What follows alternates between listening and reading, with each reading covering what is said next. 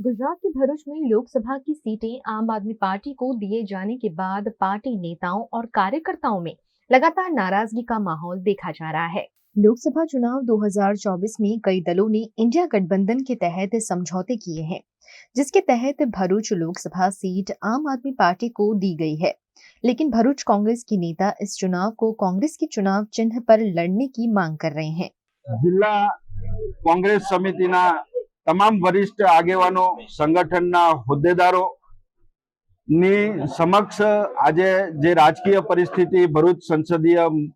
બેઠક ઉપર ઊભી થઈ છે અને એમાં ખાસ કરીને આ બેઠક કોંગ્રેસે જ્યારે ગઠબંધનની અંદર આપ પાર્ટીને આપવાનો અધિકૃત નિર્ણય કરેલો છે ત્યારે એની સામે સખત નારાજગી તમામ કોંગ્રેસના આગેવાનોની, પાયાના કાર્યકર્તાઓની છે અને એ લાગણીને ધ્યાનમાં રાખીને આગામી રણનીતિ મુજબ પાર્ટીનું જે શીર્ષ નેતૃત્વ છે એ પ્રદેશ અને રાષ્ટ્રીય કક્ષાના નેતૃત્વને સમક્ષ આ માંગણી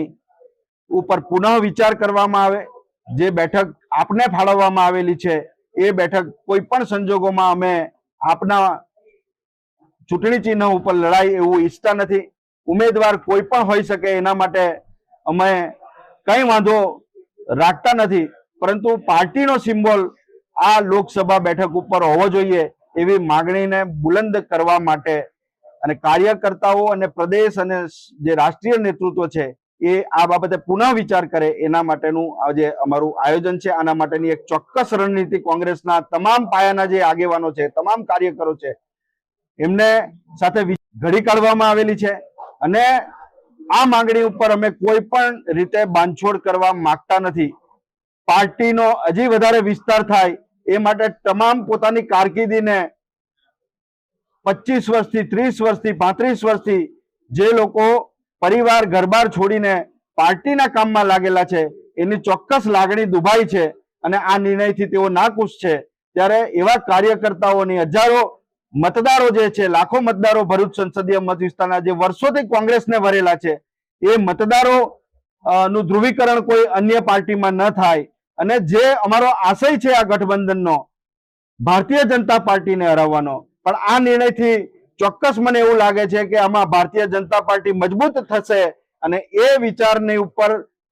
કેન્દ્રીય અને પ્રદેશનું નેતૃત્વ પુનઃ વિચાર કરે એના માટેની આજની આ પ્રેસ કોન્ફરન્સ રાખી છે। આગામી આયોજન મુજબના અનેક કાર્યક્રમો અને જે રીતે પ્રદેશ અને રાષ્ટ્રીય નેતૃત્વની સાથે જે ચર્ચા વિચારણાઓ કરવાની છે એ ડાયલોગ થકી અમને करता रहीशु અને મને આશા છે કે પુનઃ વિચાર આ મુદ્દા ઉપર ચોક્કસ થશે અને કોંગ્રેસનો સિમ્બોલ લઈને જ અમે જંપવાના છે। वहीं इस मामले भरूच लोकसभा के इंडिया गठबंधन के प्रत्याशी चैतर वसावा ने इस मामले पार्टी हाईकमान के निर्देशानुसार आगे बढ़ने की बात कही है। આપણે દેશમાં રાષ્ટ્રીય પાર્ટીઓ દ્વારા જે ઇન્ડિયા એલાયન્સ થયું છે એમાં ગુજરાતમાં કોંગ્રેસ અને આમ આદમી પાર્ટીનું ગઠબંધન થયું છે। ભરૂચમાં ગઠબંધનમાં ભરૂચ સીટ આમ આદમી પાર્ટીના ઉમેદવાર તરીકે મારા નામની જાહેરાત થઈ છે ત્યારે કોંગ્રેસના આગેવાનોએ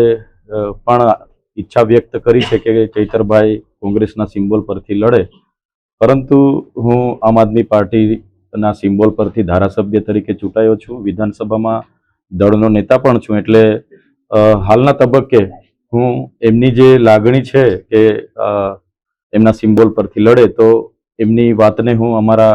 રાષ્ટ્રીય નેતાઓ સુધી પહોંચાડીશ અને એમના પણ સલાહ સૂચન લઈશ અને ચોક્કસ અમે કોંગ્રેસના તમામ આગેવાનો, તમામ નેતાઓ બધા અમે સાથે રહીને ભરૂચ લોકસભા કઈ રીતના જીતાય છે એ પ્રકારની અમારી રણનીતિ અમે બનાવીશું।